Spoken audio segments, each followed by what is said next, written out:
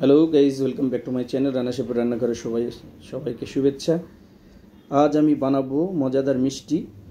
2-3টি উপকরণ দিয়ে আমি মজাদার মিষ্টি বানাবো, সন্দেশ যেটাকে বলা হয়। সো গাইজ, কথা না বাড়িয়ে শুরু করি মিষ্টি বানানো। মিষ্টি বানানোর জন্য আমি একটা ননস্টিক ফ্রাই প্যান নিয়েছি, আর এর মধ্যে দিয়ে দিচ্ছি আমি 1 গ্লাস তরল দুধ। 1 গ্লাস তরল দুধ দেওয়ার পরে দুধটাকে আমি ভালো করে ফুটিয়ে নেব।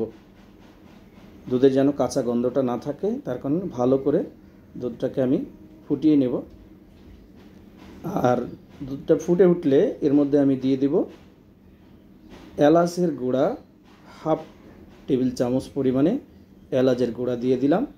এটার এলাচের গুঁড়াটা দেওয়ার মানে হচ্ছে এর ফ্লেভারটা খুব সুন্দর হবে। মানে যে কোনো জিনিসের ফ্লেভার সুন্দর হলে খেতে ভালো লাগে, ফ্লেভারটা সুন্দর হবে। আর এর মধ্যে আমি দিয়ে দিচ্ছি 1 টেবিল চামচ পরিমাণে ঘি। 1 টেবিল চামচ পরিমাণে আমি ঘি দিয়ে দিলাম এর মধ্যে। মনে রাখতে হবে দুধটা যেন নিচে লেগে না যায়, এই জন্য এটাকে নাড়তে থাকতে হবে। আর এখন আমি এর মধ্যে দিয়ে দিচ্ছি 100 গ্রাম চিনি। মিষ্টির পরিমাণটা আপনারা কতটুকু বেশি না কম মিষ্টি খাবেন সেই পরিমাণে চিনি বাড়িয়ে দিতে পারেন এবং কমিয়ে দিতে পারেন, সেখানে কোনো সমস্যা নাই। তো আমি চিনি দিয়ে এটাকে ভালো করে নেড়ে চিনিটাকে গলিয়ে নেব। দেখেন এভাবে নাড়তে থাকতে হবে। দুধ যেহেতু চুলার হিট বেশি হলে লেগে যাবে, চুলার হিট আঁচটাও কমায় রাখতে হবে। এখন আমি দিয়ে দিচ্ছি এর মধ্যে গুঁড়া দুধ 200 গ্রাম। যে কোনো কোম্পানির দুধ আপনি ব্যবহার করতে পারেন। এখানে আমি দিয়ে দিলাম গুঁড়া দুধ। এখানে আমি কোনো ময়দা বা কর্নফ্লাওয়ার ব্যবহার করব না। এখানে গুঁড়া দুধ দিয়ে নিলাম। গুঁড়া দুধটা দেওয়ার পরে খুব ভালো করে নাড়তে থাকতে হবে, আর চুলার আঁচটা কমিয়ে দিতে হবে যেন দলা দলা না থেকে যায়। একদম মিক্স করে নিতে হবে এটাকে। তো এইভাবে খুব তাড়াতাড়ি করে নেড়ে এটাকে পুরা তরল দুধের সাথে মিক্স করে নিতে হবে। দেখেন এইভাবে নাড়তেই থাকতে হবে, এটাকে নেড়ে একদম এটাকে শুকিয়ে নিতে হবে।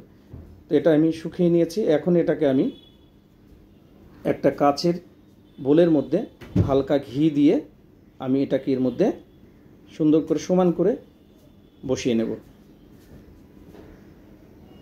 এভাবে এটাকে আমি এখন এর মধ্যে দিয়ে সুন্দর করে বসিয়ে নেব। আপনারা এটা একটা প্লেটের মধ্যে করতে পারেন, কিংবা যে কোনো ছোটো ঢাকনার মধ্যে করতে পারেন। তো আমি এখানে দেখিয়ে দিচ্ছি কাঁচের একটা বোলের মধ্যে এইভাবে এটাকে সুন্দর করে। তো এর উপরে আমি আরেকটু ভালো লাগার জন্য দিয়ে দিচ্ছি কাজু বাদাম। আমার কাছে পিস্তা বাদাম নাই, আপনারা পিস্তা বাদাম ব্যবহার করলে এটা দেখতে কালারফুল লাগবে আরও। তো আমি এখানে দিয়ে চামচের সাহায্যে এটাকে আমি এর সাথে সুন্দর করে বসিয়ে দিচ্ছি। এটা আমার সুন্দর করে এভাবে, আমি যেহেতু অল্প বানিয়েছি এই জন্যে কাঁচের বোলের অর্ধেক হয়েছে। এটাকে আমি এখন ফ্রিজে রেখে ঠান্ডা করে নেব। ঠান্ডা করে নিলে মিষ্টি এমনিতেই খেতে ভালো লাগে আর কাটতে সুবিধা হবে। এটা আমার ঠান্ডা হয়ে গেছে। এটাকে আমি এখন পিস পিস করে কেটে আপনাদের দেখিয়ে দেবো যে কত সুন্দর হয়েছে।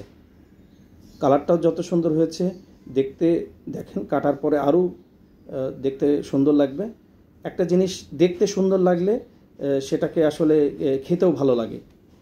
আর যেহেতু মিষ্টি, আপনারা মিষ্টি খেতে মন চাইলে ঝটপট 3-4 মিনিটে ঘরেই বানিয়ে ফেলতে পারবেন আমার ভিডিওটা দেখে। দেখেন এই যে কত সুন্দর হয়েছে, দেখেন কালারটা কত সুন্দর লাগছে। সবগুলো আমি প্লেটে এইভাবে সাজিয়ে আপনাদের দেখাচ্ছি।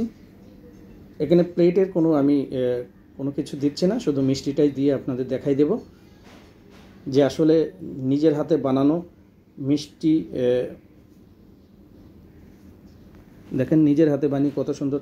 আর আপনারা বাসায় নিজের হাতে বানিয়ে খালে ওটার একটা আলাদা মানে ভালো লাগা, যে 2-3টা উপকরণ দিয়ে আপনার মিষ্টি খেতে মন চাচ্ছে, কিংবা পরিবারের কারো খেতে মন চাচ্ছে, ঝটপট আপনি বাসায় 5-6 মিনিটে বানিয়ে ফেলতে পারেন।